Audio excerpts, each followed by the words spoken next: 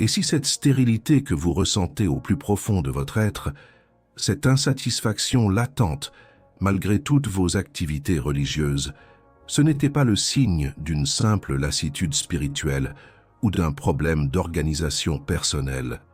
Et si au contraire cette lutte profonde, cette sensation de ne pas porter de fruits durables n'était pas un simple problème psychologique passager, mais un symptôme criant d'une rupture théologique bien plus grave, un défaut d'ancrage en la véritable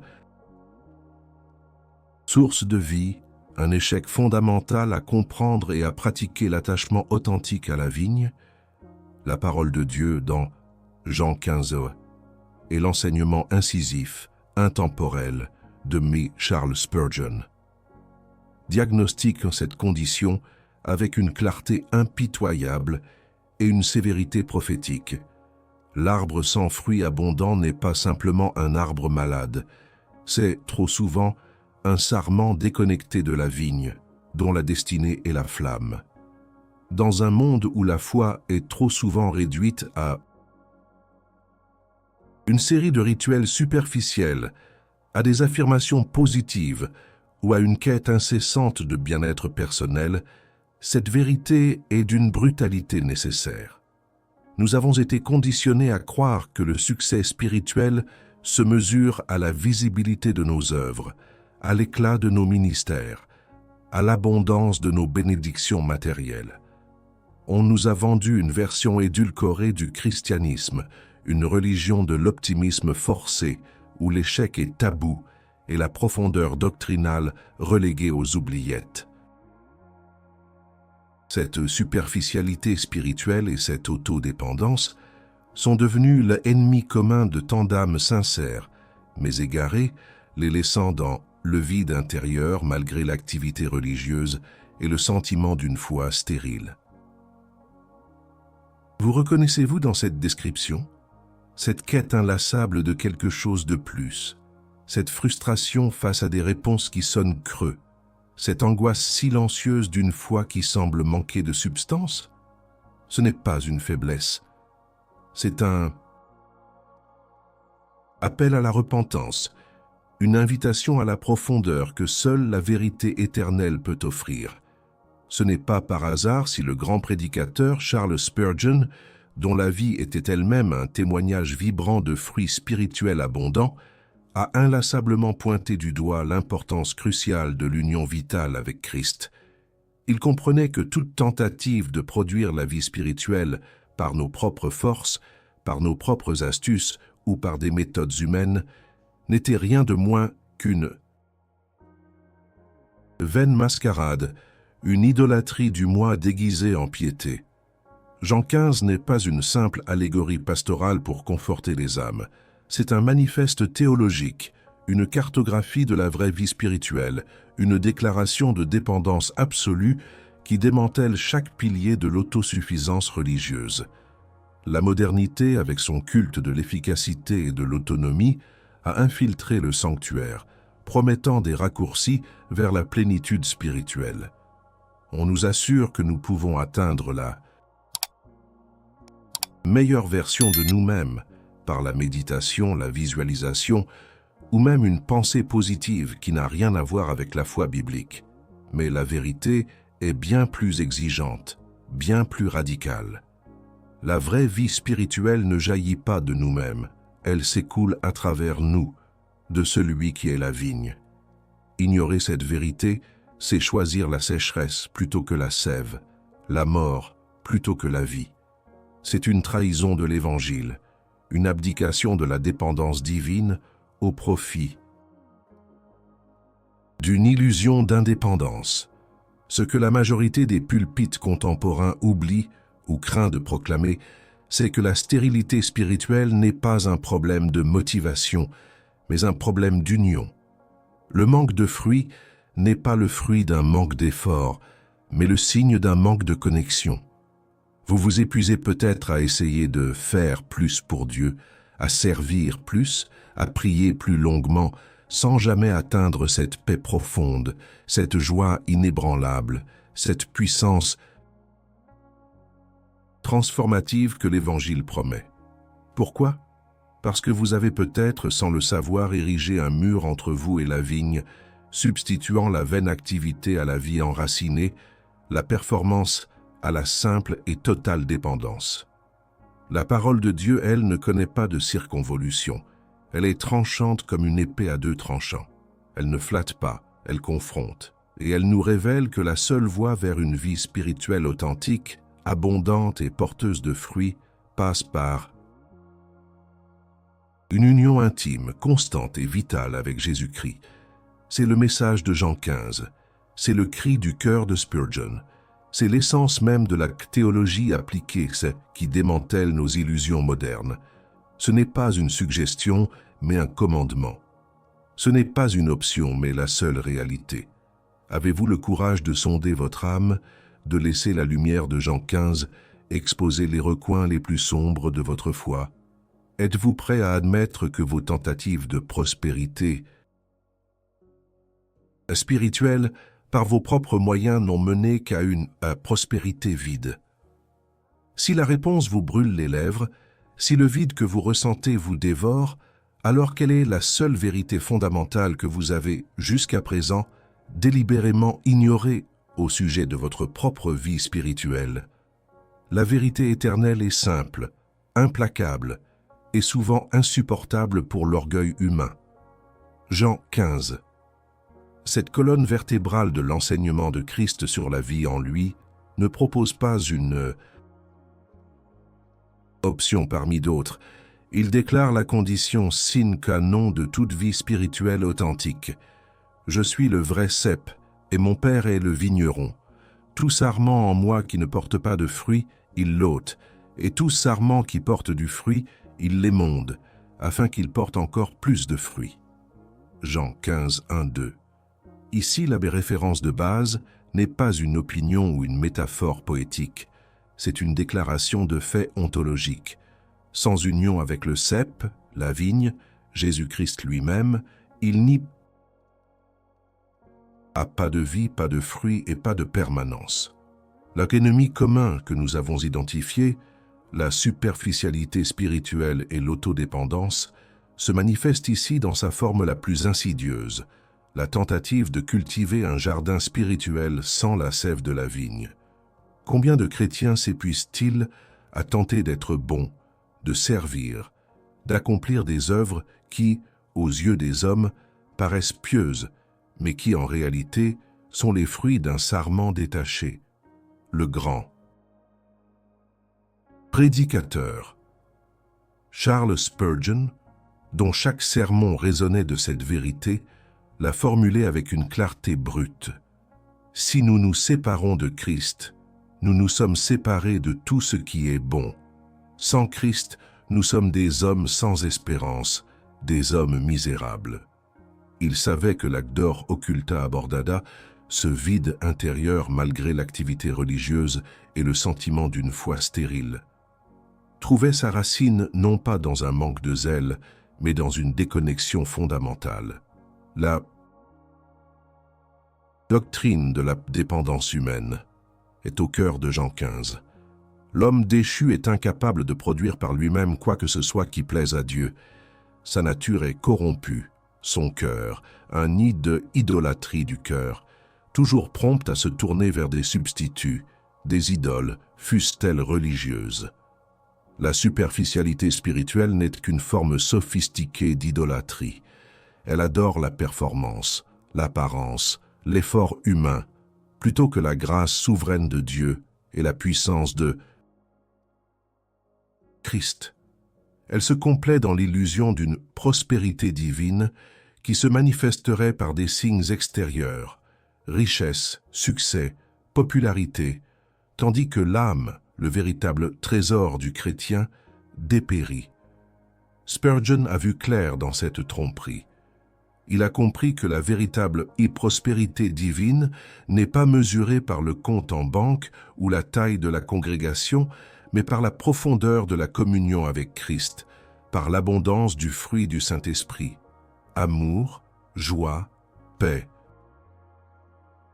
patience, bonté, bienveillance, fidélité, douceur, maîtrise de soi. Galates 5, 22, 23. C'est le trésor impérissable du Saint-Esprit. La prospérité biblique est la richesse de l'âme en Christ, la capacité à endurer l'adversité avec une foi inébranlable, à aimer l'ennemi, à pardonner l'offenseur, à témoigner de la vérité dans un monde qui la rejette. C'est pourquoi Spurgeon a pu dire « La vraie prospérité, ce n'est pas d'avoir toutes les richesses que vous pourriez désirer, mais d'avoir un cœur content en Dieu, même au milieu de la pauvreté. » Le texte de Jean 15,4 est d'une clarté déroutante. « Demeurez en moi, et moi, je demeurerai en vous. » Comme le sarment ne peut de lui-même porter du fruit, s'il ne demeure pas uni au cep, de même vous ne le pouvez non plus si vous ne demeurez pas en moi. Le terme « demeurer », meno en grec, signifie rester, habiter, persister, vivre en union constante. Ce n'est pas un acte ponctuel, mais un état continu, une dépendance radicale et ininterrompue.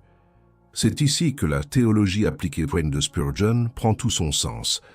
Elle nous ramène à cette vérité fondamentale, démasquant toute tentative de contourner cette union vitale. Les subtopiques que le monde ignore se révèlent. Atto 1, l'illusion de la prospérité vide. Pourquoi tant de chrétiens accumulent-ils des bénédictions matérielles, des succès mondains, des églises immenses, tout en vivant dans une misère spirituelle palpable? Parce qu'ils ont confondu la sève avec les feuilles, la bénédiction avec le bénisseur. La vigne est le chemin, la vérité, la vie, non pas le fournisseur de services à la demande. Atto 2, la révélation du véritable trésor. Comment Spurgeon a-t-il découvert que la richesse de l'âme ancrée en Christ surpassait infiniment la libération financière, la reconnaissance publique ou la santé parfaite? Parce que le prince des prédicateurs savait que le Saint-Esprit demeurant en nous est le don le plus précieux, la source de toute force, de toute joie, de toute sagesse. Atto 3, la prospérité que le monde ne comprend pas. Le paradoxe d'être riche en foi, alors que, aux yeux des hommes, on est pauvre, persécuté, méprisé. C'est la prospérité des martyrs, des réformateurs, des prophètes, de ceux qui ont tout perdu pour gagner Christ. Une richesse mesurée non par ce que l'on possède, mais par celui qui nous possède. Atto 4, le trésor impérissable du Saint-Esprit. Pourquoi la véritable prospérité divine est-elle cachée dans la communion intime avec Dieu et non dans les bénédictions que Dieu accorde séparément? Parce que la communion est, oui, la bénédiction suprême. Le Saint-Esprit n'est pas un moyen pour une fin, il est la fin, le consolateur, le guide, le donateur de vie. Le diagnostic est clair, votre frustration, votre manque de fruits, votre vide intérieur ne sont pas des échecs personnels isolés, ils sont le symptôme d'une foi mal comprise, d'une tentative de vivre le christianisme à la périphérie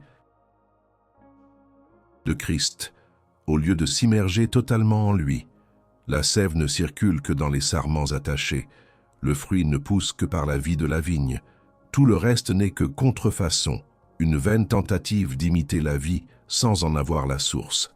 C'est le diagnostic de la vérité éternelle, un diagnostic que Charles Spurgeon a proclamé sans relâche, invitant les âmes à quitter le désert de l'autodépendance pour l'oasis de la communion avec Christ. Ignorer la vérité de Jean 15, c'est choisir un chemin semé de conséquences spirituelles dévastatrices, dont la portée s'étend bien au-delà de cette vie éphémère. Si le diagnostic posé par Christ lui-même et réaffirmé par Charles Spurgeon est l'absence de fruits due à une déconnexion du cep, alors les implications sont d'une gravité qui devrait secouer l'âme la plus endurcie. La culture moderne, même chrétienne, s'évertue à nous promettre un évangile du confort, où la vie est facile, les bénédictions garanties et les défis minimisés. Mais Las Verdad Eterna de Jean XV annonce une réalité bien différente. L'illusion d'une foi sans attachement conduit non seulement à la stérilité présente, mais aussi à un jugement inéluctable. Le texte est catégorique. Si quelqu'un ne demeure pas en moi, il est jeté dehors comme le sarment, et il sèche. Puis on les ramasse, on les jette au feu, et ils brûlent. Jean 15:6. C'est une parole terrifiante que la chair moderne hésite trop souvent à prononcer. Elle nous parle de la fin du sarment qui n'a pas porté de fruits, non pas comme une légère réprimande, mais comme un rejet radical et définitif. Cette image du feu n'est pas une simple hyperbole. Elle évoque la discipline divine, le retranchement de la vraie vigne pour ceux qui prétendent être de Christ, mais ne manifestent pas la vie de Christ. Cette parole fait écho à la mise en garde de Spurgeon. Il est des milliers qui ont une profession de religion sans posséder la grâce de Dieu. Ils sont dans l'Église, mais ils ne sont pas de l'Église de Dieu. Ils sont attachés au CP par l'extérieur, mais n'ont aucune sève de vie. La tzmei, superficialité spirituelle, et l'autodépendance. Le cas ennemi commun. De nos âmes, nous promettent un contrôle illusoire, une maîtrise de notre destinée spirituelle par nos propres efforts. Mais en nous détachant du cep, nous ne gagnons pas l'autonomie. Nous embrassons la sécheresse. La haie d'or occulta abordada. Semie du vide intérieur, malgré l'activité religieuse et le sentiment d'une foi stérile, n'est que la manifestation précoce de ce dépérissement. On peut participer à toutes les activités de l'Église, réciter toutes les prières, même enseigner la Bible, et pourtant être un sarment sans sève, sans connexion vitale. Le cœur ne connaît pas la paix véritable, la conscience est tourmentée par une culpabilité subtile, et la vie manque de la puissance transformatrice du Saint-Esprit. Les conséquences de cette illusion sont multiples. Manque de puissance et d'efficacité. Un sarment déconnecté ne peut rien faire. De même, un chrétien qui ne demeure pas en Christ ne peut accomplir de véritables œuvres spirituelles, des œuvres qui glorifient Dieu et portent un fruit éternel. Toute son activité n'est que bruit et fureur, un simulacre de piété. Vulnérabilité spirituelle. Sans la sève nourrissante du cep, le sarment devient faible, susceptible aux maladies et aux attaques. De la même manière, celui qui ne demeure pas en Christ est sans défense contre les tentations du monde, de la chair et du diable. Il est ballotté par les vents de doctrines étrangères, incapable de tenir ferme dans la foi. Une fausse paix et une sécurité illusoire. Beaucoup se bercent de l'illusion que leur appartenance à une église ou leur observance de certains rituels garantit leur salut.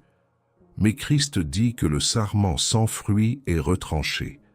C'est une remise en question radicale de toute foi qui n'est pas manifestée par une vie transformée. Le jugement n'est pas une menace lointaine, mais la conséquence logique d'une non-union avec la vie. Un témoignage discrédité.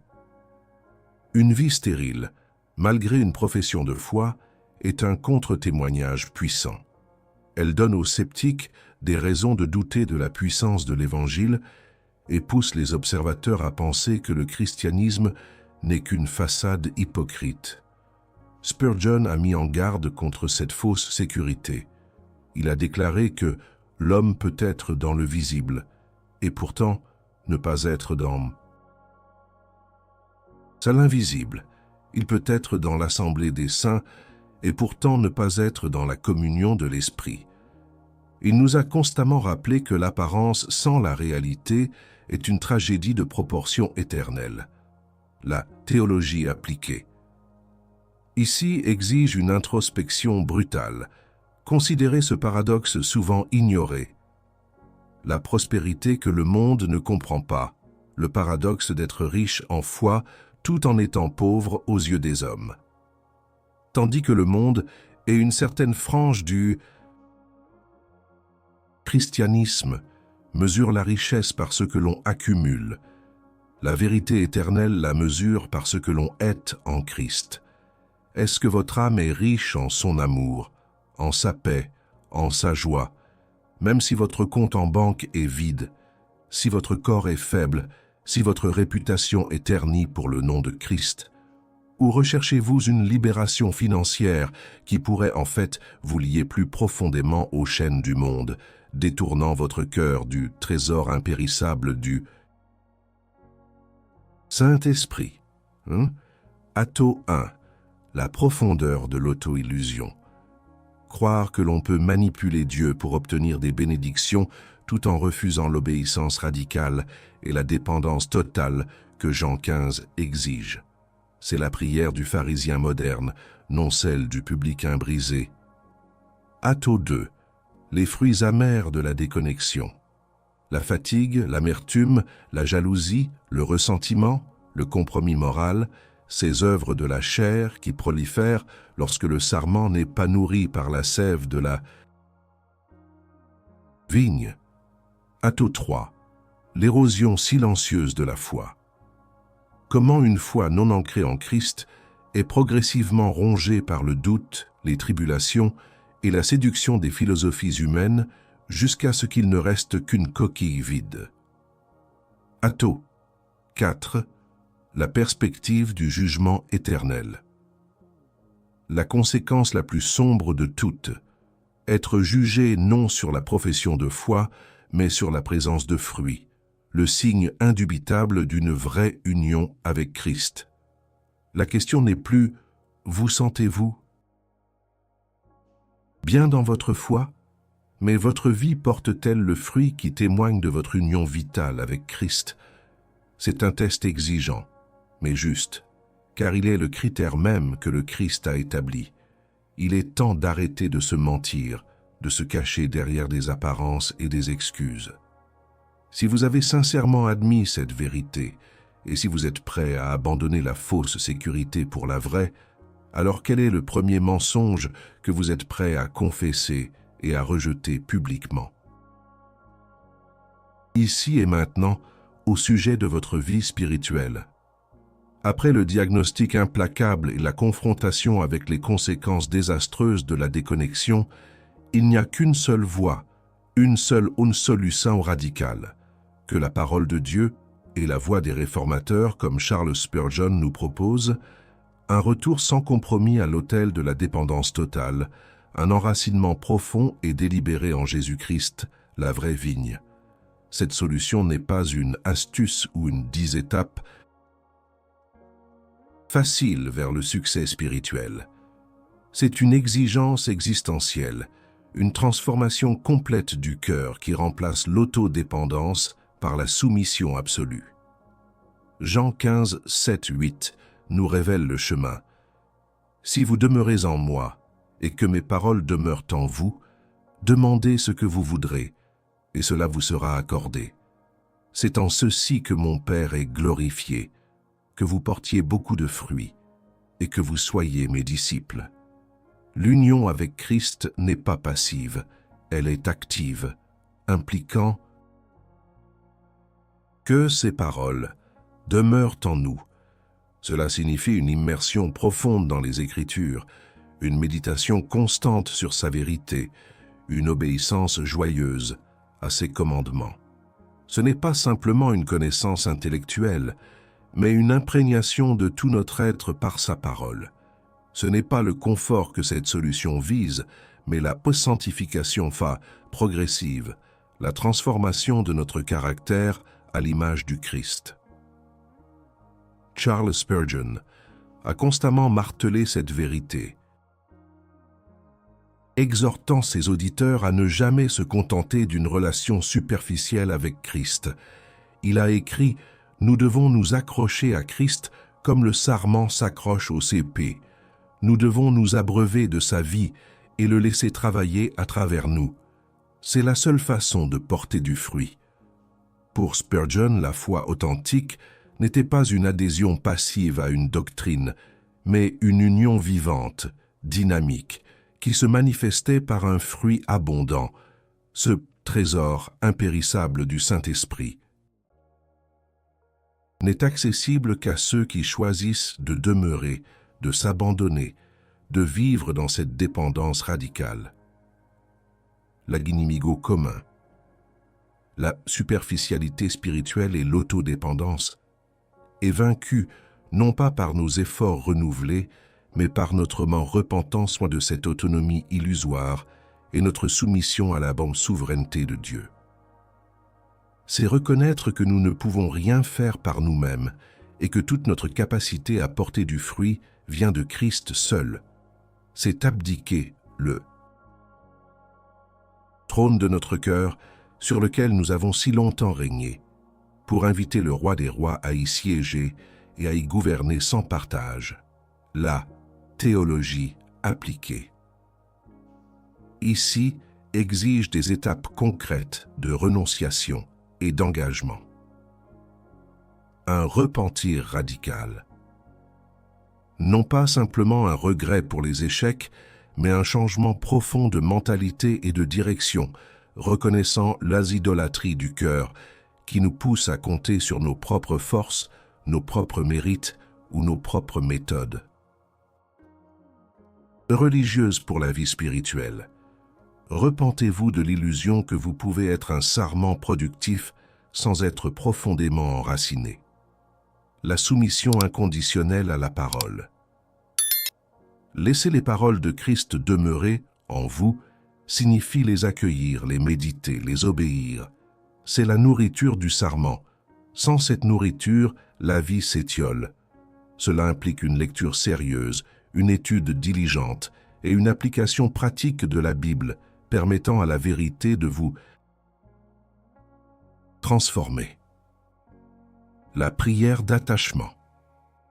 Non pas des prières vagues ou des listes de demandes égoïstes, mais une prière qui cherche l'union, la communion, la dépendance. Une prière qui dit « Seigneur, je ne suis rien sans toi. Attache-moi plus profondément à toi. Laisse ta vie couler en moi. » La renonciation aux fruits artificiels. Abandonnez toute tentative de produire un fruit qui n'est pas le résultat de l'Esprit de Dieu en vous. C'est accepter d'être émondé, purifié par le vigneron lui-même, même si le processus est douloureux. L'émondeur ne coupe pas pour détruire, mais pour produire plus de fruits. Jean 15, 2. La révélation du véritable trésor, comment Spurgeon a découvert la richesse de l'âme. Spurgeon, homme de douleur et de profondes luttes intérieures, a témoigné d'une vie de fruits exceptionnels, non pas parce qu'il était un génie oratoire, mais parce qu'il était profondément attaché à Christ. Sa richesse n'était pas son ministère gigantesque, mais son intimité avec Dieu. Il savait que le véritable trésor du chrétien résidait non pas dans les bénédictions de Dieu, mais dans le Dieu de bénédiction. Le Saint-Esprit était son compagnon constant, sa force inépuisable, le moteur de sa sanctification. Atto 1. La fausse autonomie démasquée. Comprendre que chaque tentative d'autosuffisance spirituelle est un acte de rébellion contre la souveraineté de Dieu et une négation de la vérité de Jean 15. Atto 2. La dépendance comme liberté. Découvrir la liberté paradoxale qui vient de l'abandon total à Christ, où la vraie force se trouve dans la faiblesse et la vraie richesse dans la renonciation au moi. Atto 3. La vie d'obéissance radicale. Comment demeurer en Christ se manifeste par une obéissance concrète, pas à une liste de règles, mais à la voix de celui qui nous aime et nous nourrit. C'est le chemin de la véritable sanctification. Atto 4. La promesse du fruit abondant. La certitude que si nous demeurons en lui, le fruit viendra. non pas par nos efforts, mais par sa vie en nous, à sa gloire, pour un jouis au camp favorable. Cet appel à l'autel n'est pas une suggestion polie. C'est un ordre divin, une invitation à la vie, mais à une vie qui exige la mort à soi-même. Êtes-vous prêt à monter sur cet autel, à déposer vos illusions de contrôle, vos œuvres vaines, votre orgueil blessé, et à embrasser la dépendance radicale qui est la seule source de vraie vie spirituelle et de fruits abondants? Nous avons parcouru les vérités incisives de Jean XV à Assas, éclairées par la sagesse prophétique de Charles Spurgeon. La leçon est d'une clarté déconcertante, mais souvent ignorée. La véritable vie spirituelle, la vie abondante et porteuse de fruits, ne procède jamais de l'effort humain, des méthodes superficielles ou d'une religion de façade. Elle émane exclusivement d'une union vitale, constante et ininterrompue avec Jésus-Christ, la vraie vigne. Toute autre voie mène inévitablement à la stérilité, au dépérissement et ultimement au retranchement par le vigneron. La superficialité spirituelle et l'autodépendance sont des poisons subtils qui ont infiltré nos cœurs et nos églises, nous privant du trésor impérissable du Saint-Esprit et nous laissant avec le vide intérieur malgré l'activité religieuse et le sentiment d'une foi stérile. Spurgeon, avec sa profondeur théologique et sa ferveur pastorale, nous a toujours ramenés à cette dépendance radicale. Il comprenait que le chrétien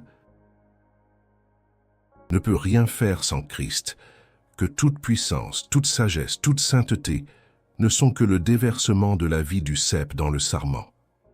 Demeurer en Christ, c'est le grand secret de toute grâce et de toute bénédiction. Il n'y a pas de source de vie, pas de beauté, pas de parfum, pas de fruit, à part ce qui vient de notre union avec lui.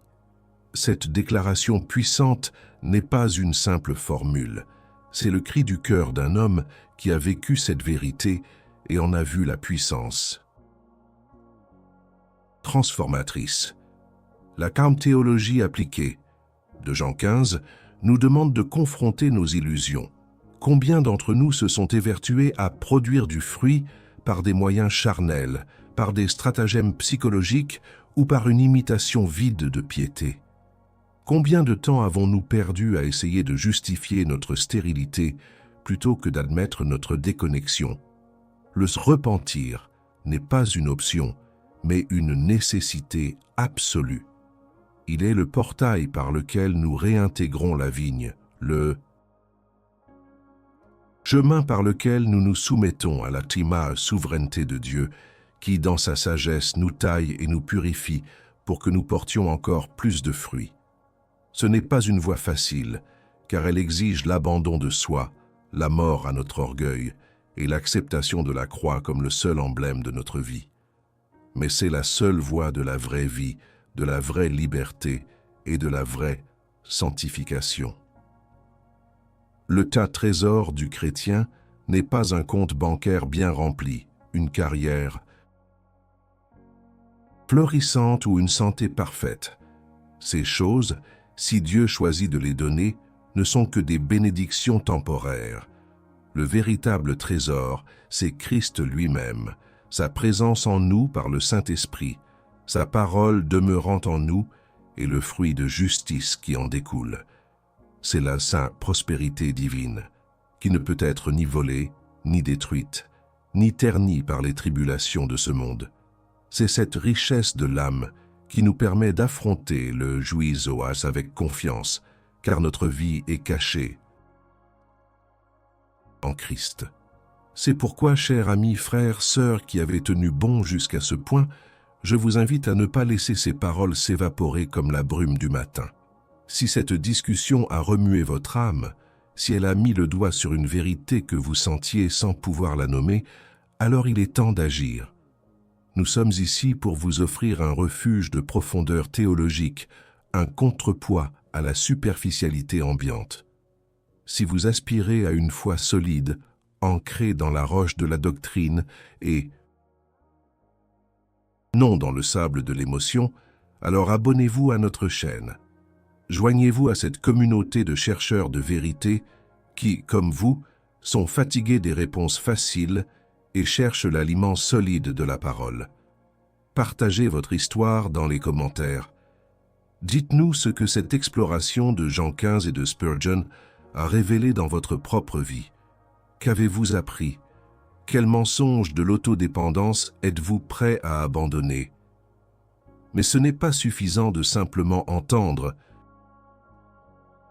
de simplement acquiescer en silence. La vérité exige une réponse, une action. C'est un défi, un test de votre courage spirituel. Levez-vous, si vous l'osez. Chaque like sur cette vidéo est un vote, une déclaration publique de votre engagement à la profondeur contre la superficialité.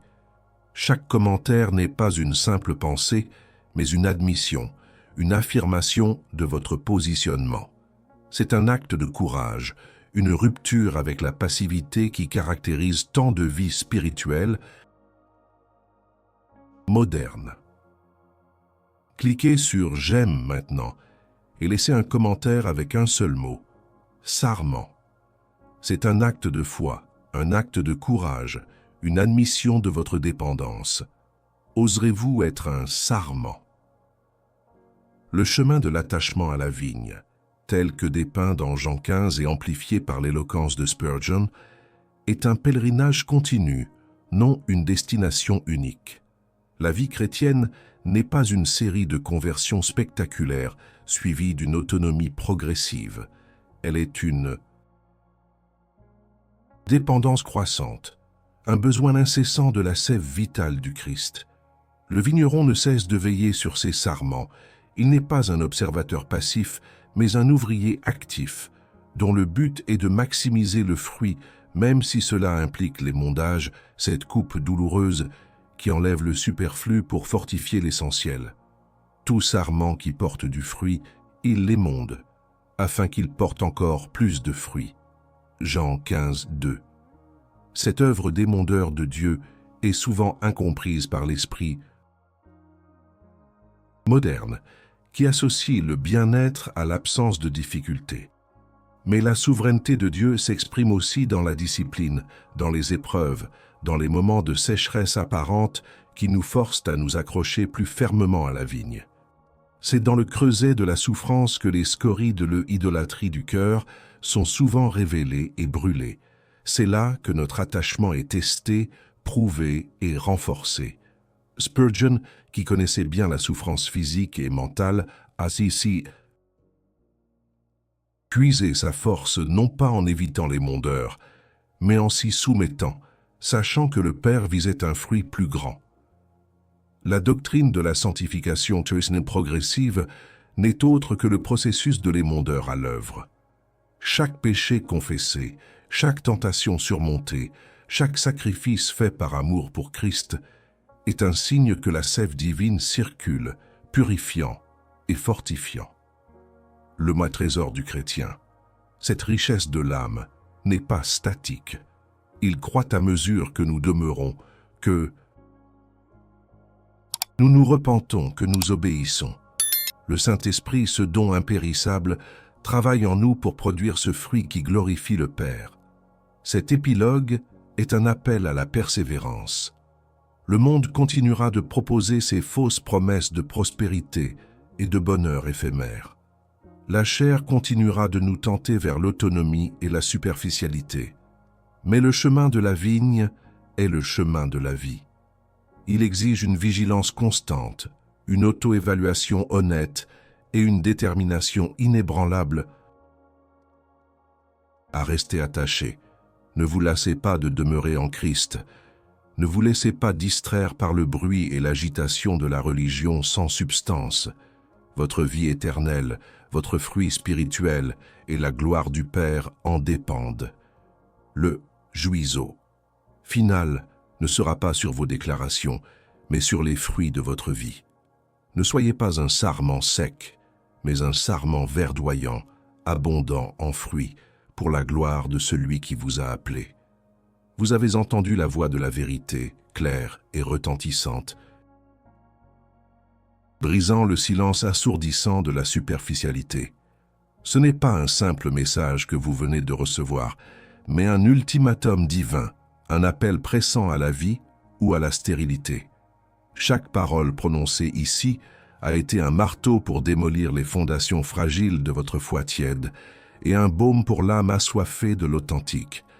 Le temps des compromis est révolu, le temps de la décision est venu. Vous êtes à la croisée des chemins. D'un côté, le sentier battu de l'inaction, du silence. Confortable de la foi sans fruit, qui vous mènera inexorablement vers la même dor occulta abordada, ce vide intérieur qui vous ronge. De l'autre, la voie audacieuse de l'engagement, de la reconnaissance publique de votre dépendance, un chemin qui exige courage et détermination. Ce n'est plus une question de préférence personnelle, mais d'obéissance radicale à la parole de Dieu. Nous vous demandons plus qu'un simple clic, nous exigeons une déclaration, une affirmation, un acte de votre volonté. Le bouton « J'aime ».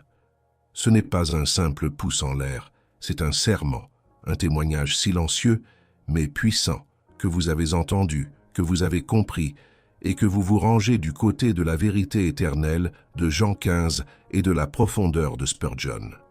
C'est une marque de votre engagement contre la superficialité spirituelle et l'autodépendance.